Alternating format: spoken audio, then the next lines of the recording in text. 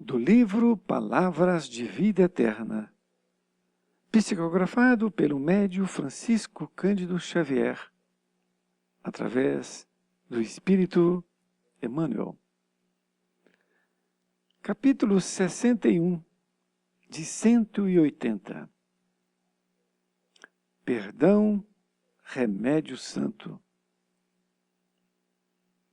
Pai, perdoa-lhes, porque não sabem o que fazem. Jesus, Lucas 23, 34. Toda vez que a moléstia te ameaça, recorres necessariamente aos remédios que te liberem da apreensão, agentes calmantes para a dor, sedativos para a ansiedade. Em suma, à face de qualquer embaraço físico, procuras reabilitar as funções do órgão lesado. Lembra-te de semelhante impositivo e recorda que há pensamentos enfermiços de queixa e mágoa, de prevenção e antipatia, a te solicitarem adequada medicação, para que se te restaure o equilíbrio. E se nas doenças vulgares reclamas despreocupação em favor da cura, é natural que nos achaques do espírito necessites de esquecimento para que te refaçam as forças. O perdão é, pois, remédio santo para a euforia da mente na luta cotidiana.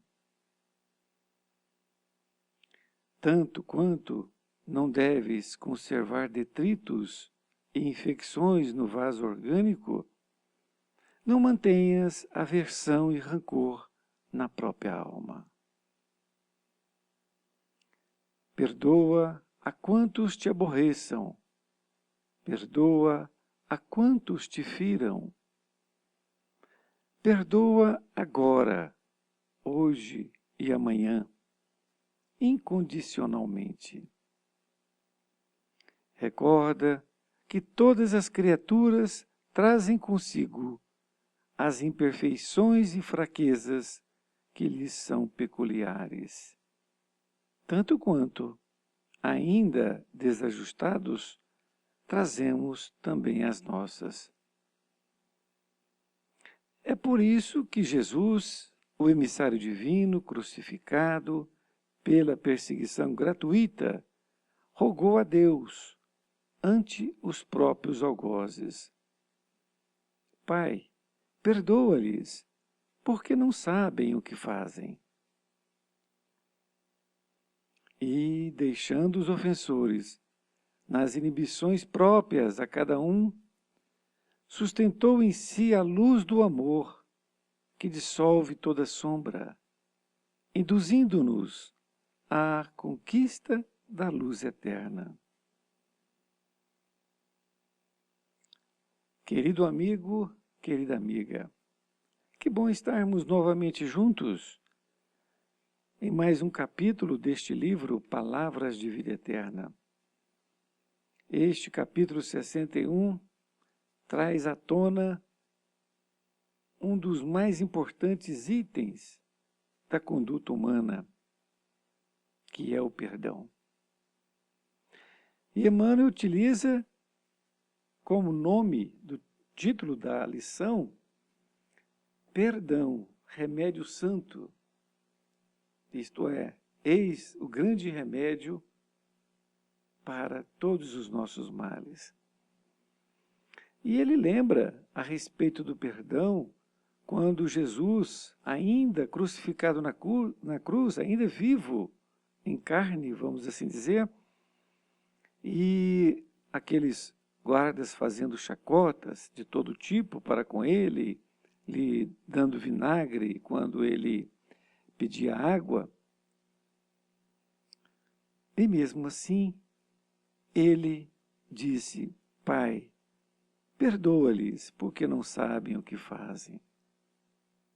Eis a grande compreensão que nós temos que absorver.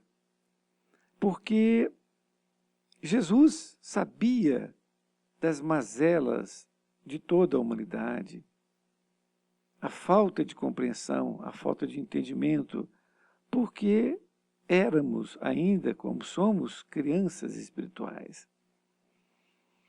E Emmanuel começa a dizer que toda vez que a moléstia te ameaça, recorres necessariamente aos remédios que te liberem da apreensão.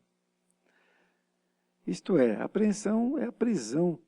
Então, toda vez que nós temos uma moléstia, nós recorremos aos remédios para nos liberar daquele mal, não é mesmo? E aí ele diz que nós, para a dor, nós tomamos os calmantes, não é? Os sedativos para a ansiedade.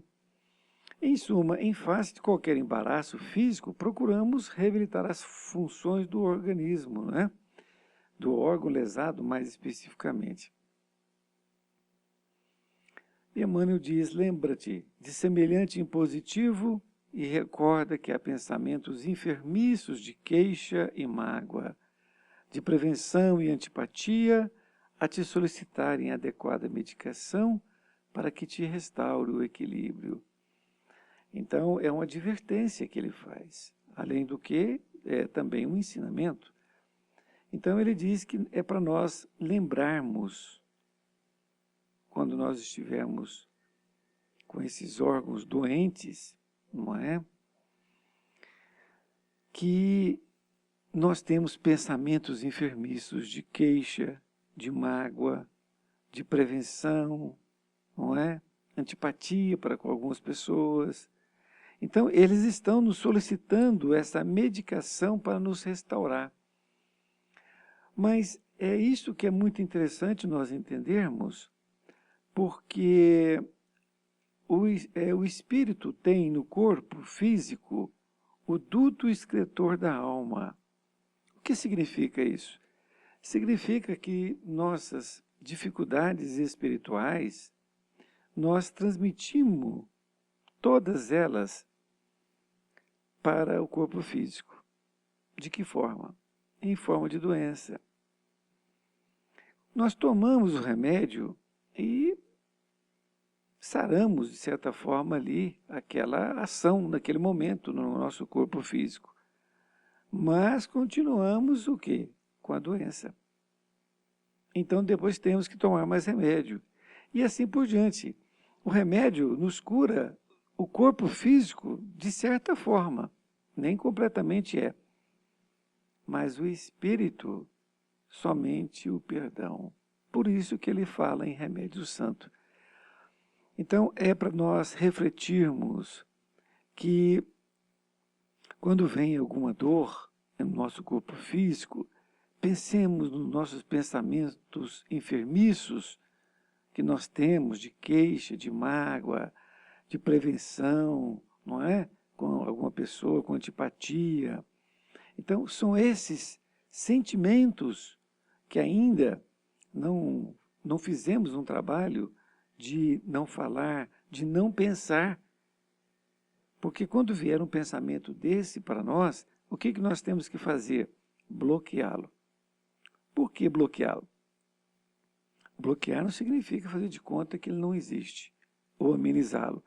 É bloqueá-lo, refletir sobre ele, pensar, por que eu estou pensando mal dessa pessoa?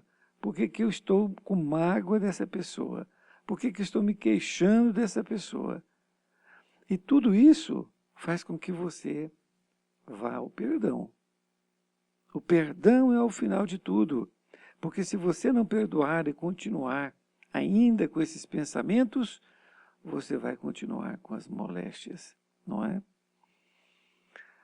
Emmanuel continua dizendo ainda: e se nas doenças vulgares reclamas despreocupação em favor da cura, é natural que nos achaques do espírito necessite de esquecimento para que te refaçam as forças.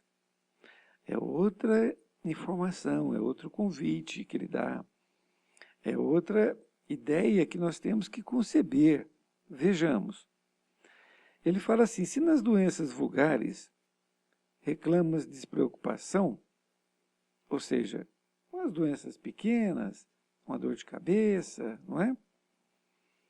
Então você não se preocupa ali com a cura. É natural que nos achaques do espírito necessite de esquecimento para que te refaçam as forças. Então, quando essa doença é pequena, muitas vezes a gente nem preocupa com ela, né? Agora, nos achaques é nos padecimentos sem gravidade, que nós acreditamos que ele não tem a gravidade, mas ele já tem um teor maior, não é? Nós não podemos deixar isto ir tomando conta do nosso pensamento, porque se nós deixarmos, chegará um ponto que ela vai tomar conta de todo o nosso pensamento. Nós vamos estar pensando que a vida não presta, que todos são contra nós mesmos, que nada vai para frente, que está tudo ruim, não é? É um negativismo completo. Então é preciso que nós tenhamos em mente que nós temos que mudar a nossa forma de pensar. Mudar. Mudar, porque se nós não mudarmos, o sofrimento é inevitável. Continua dizendo Emmanuel que o perdão é, pois, remédio santo para a euforia da mente na luta cotidiana. Então, que o perdão ele é fundamental, é um remédio para que nós possamos continuar com a nossa mente sadia. Porque se nós não tivermos o perdão, nós vamos ficar sempre presos a esses sentimentos negativos. Continua ainda. Tanto quanto não deves conservar detritos e infecções no vaso orgânico, não mantenhas aversão e rancor na própria alma. Olha, ele faz a comparação exatamente porque ele diz que nós não devemos manter detritos e infecções no vaso orgânico, alguma doença no nosso vaso. Mas também nós não devemos manter o rancor na própria alma. Por quê? Porque um está interligado com o outro. A infecção no vaso orgânico é consequência do rancor que está na própria alma, não é? Continua dizendo, perdoa a quantos te aborreçam, perdoa a quantos te firam, perdoa agora, hoje e amanhã, incondicionalmente. Olha, é um convite extremamente importante que nós temos que assimilar agora. Ele diz que nós temos que perdoar a todos que nos aborrecem, a todos. Nós não devemos nos aborrecer por ninguém, não é? Perdoa a quantos te firam e perdoa agora, hoje, amanhã, depois da manhã e sempre. Incondicionalmente, ou seja, tem pessoas que falam assim, eu perdoo fulano, mas eu não quero vê-lo na minha frente. E isto nunca foi perdão. O perdão tem que ser incondicional, porque se ele não for incondicional, você perdoou mais ou menos, não é? Como se ama mais ou menos? Como se perdoa mais ou menos? Não pode ser. Tem que haver o perdão incondicional. Isto é, sem condições. Não é? Continua dizendo, recorda que todas as criaturas trazem consigo as imperfeições e fraquezas que lhes são peculiares. Tanto quanto, ainda desajustados, trazemos também as nossas. Olha, ele faz o paralelo. Por que nós temos que perdoar o outro? Porque também nós somos carentes de perdão. Muitas vezes, ou na maioria delas, é nosso orgulho. Nós achamos que nós não ofendemos ninguém, não é? Então, nós só achamos que os outros nos ofendem portanto, desculpe, os outros que são os errados, que nós não fazemos nada, que nós não também necessitamos de perdão. Por isso que ele fala que todas as criaturas trazem consigo as imperfeições e fraquezas de cada um, que são peculiares, tanto quanto, ainda desajustados, que eles são, trazemos também as nossas, que também nós somos desajustados, não é? Todos nós merecemos, carecemos, precisamos do perdão. Então, para que você possa ser perdoado, você tem que perdoar. Não é assim na oração do Pai Nosso? Pai, perdoai as nossas ofensas, assim como nós perdoamos a quem nos tem ofendido. Vejam bem. Então, nós pedimos para que o Pai nos perdoe na mesma medida que nós estamos perdoando. Se nós não perdoamos, também não seremos perdoados. Por que isso? É o Pai que nos perdoa? Não, não é o Pai que nos perdoa. É a nossa compreensão. A nossa compreensão. Porque a forma com que eu perdoar, eu serei perdoado. Aquilo vem para mim de volta. Se eu não perdoar de jeito nenhum, as pessoas também não vão me perdoar. Porque não vão ver em mim o quê? A necessidade do perdão. Porque o perdão é um sentimento que vai e que volta. Então é preciso que eu perdoe e a outra pessoa vai me perdoar. E no mesmo nível, no mesmo clima, porque se eu não perdoar nada, também o outro não vai me perdoar, porque a lei divina é assim, não é? Ele relembra a passagem, né? É por isso que Jesus, o emissário divino, crucificado pela perseguição gratuita, rogou a Deus ante os próprios algozes. Pai, perdoa-lhes, porque não sabem o que fazem. Não é? Eles estavam fazendo aquilo por pura ignorância. É claro que eles vão aprender, não é? Como deve ter aprendido, que aquilo realmente eles não deviam ter feito, porque ele estava fazendo o mal pelo simples prazer do mal, não é? Porque uma coisa seria eles serem mandados, porque eram guardas, mandados a levar Jesus até o monte de Golgotá, a crucificação, enfim, tudo bem. Eles estavam sendo mandados, não é? Pelos seus superiores. Agora, a outra coisa era o quê? Isso que aconteceu. Quando ele pediu água, eles riram e colocaram uma esponja de vinagre na ponta de uma vara e colocaram em sua boca. Isso é coisa totalmente diferente. Isso foi deles, não é? A coroa de espinhos que colocaram antes da crucificação, isso foi de cada um. Isso, cada um que fez isso, ele vai ter que responder. E no final, Emmanuel diz, e deixando os ofensores nas inibições próprias de cada um, ou seja, nas vergonhas, nas reflexões, para que cada um fizesse a sua, porque eles não esperavam que Jesus reagisse daquela forma, não é? Porque naquele momento, quando Jesus falou aquilo, eles escutaram, todos escutaram, não é? Então, eles devem ter ficado realmente chocados, né? Com vergonha naquele momento. Talvez nem todos, mas alguns com certeza. Então, Jesus deixou todos eles assim com as inibições próprias, ou seja, cada um no seu nível, sustentando em si a luz do amor, que dissolve toda sombra, induzindo-nos à conquista da luz eterna.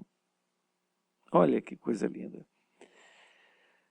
Meu querido, minha querida, muito obrigado por ter me ouvido. Espero estarmos juntos em nova lição, para podermos aqui conquistar essa luz do amor que Jesus nos ensina de forma simples e clara. Um grande abraço e até mais ver.